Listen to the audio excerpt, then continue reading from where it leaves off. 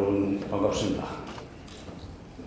최근 일본이 우길기를 공공연히 사용하면서 보수 우경화의 길을 걷고 있는 시점에 역사는 반인륜 범죄를 고발한다는 주제로 한로수교 32주년 기념 학술회의가 열리게 된 것은 시기적으로 매우 뜻깊은 일입니다. 오늘 이 행사를 위해서 멀리에서 방문하신 러시아 연방의 알렉산드르 제빈 한국연구센터장님을 비롯한 러시아 측의 대표단 여러분을 진심으로 그리고 열렬히 환영합니다. 역사를 되돌아보고 본데 일본은 1868년 메이지 유신 이후 인접 국가들을 괴롭히면서 제국주의의 길을 걸었습니다. 조선을 정벌하자는 정한론과 아시아를 벗어나서 유럽의 길을 걷자는 타가 입구론을 외치면서 지리적으로 가까이 있는 조선, 중국, 러시아와 전쟁을 벌이거나 침략을 하면서 제국주의의 길을 걸었던 것입니다. 그러나 일본이 제국주의로 나가는 시간은 그리 길지 못했습니다. 1894년 청일전쟁 승리 이후 러인전쟁 승리, 그리고 조선 병탁, 만주국 수립 등의 파죽지세를 몰아서 1941년 하와이의 진주만 공격을 감행했다가 1945년 8월 미국의 원자탄 폭격을 자초하는 그런 결과 일본은 패전국, 전범국 신세로 전락했습니다. 메이지 유신으로부터 치면은 77년, 조선 병탄으로부터 치면은 35년 만에 일본 제국주의는 멸망했습니다. 그런데 일본이 제국주의를 지향하면서 미국과도 전쟁을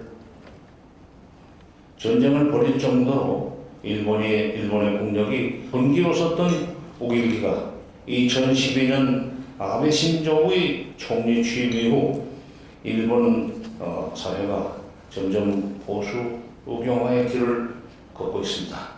그러면서 다시 공공연히 그 우길기가 나부끼기 시작했습니다. 오늘 한국과 러시아의 전문가들이 제국주의 일본이 저질렀던 만행을 고발합니다.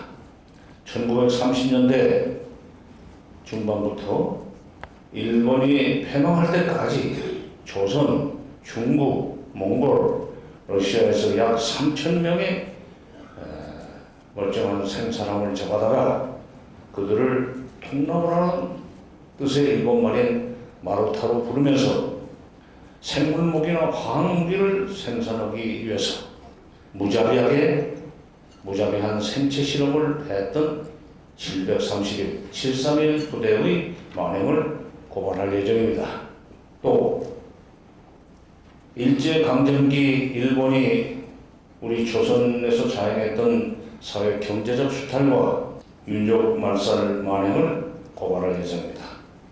일본 제국주의 패망 77년 만에 공동 피해자였던 한국과 러시아가 제국주의 시절 일본에 저질렀던 반인륜적 범죄를 고발하는 것은 우길기를 다시 휘날리면서 한국을 무시하고 혐오하는 혐한론을 공공연히 조장하고 확산시키는 일본의 최근 행태가 결국은 동아시아의 평화를 깨뜨리고 나아가서는 과거 일본의 적수였던 중국, 러시아와 대립각을 세우면서 동아시아를 다시 냉전의 구렁텅이로 몰아넣을 수 있기 때문입니다. 그런 점에서 동아시아의 국가들이 다시 일본에게 괴롭힘을 당하고 또 동아시아의 평화가 깨질 수 있는 그런 동아시아의 평화를 깨뜨릴 수 있는 그런 일본의 제국주의적 만행을 사전에 막기 위해서는 한국과 러시아 지식인들의 학술의 만원은 저는 조금 부족하다고 생각합니다.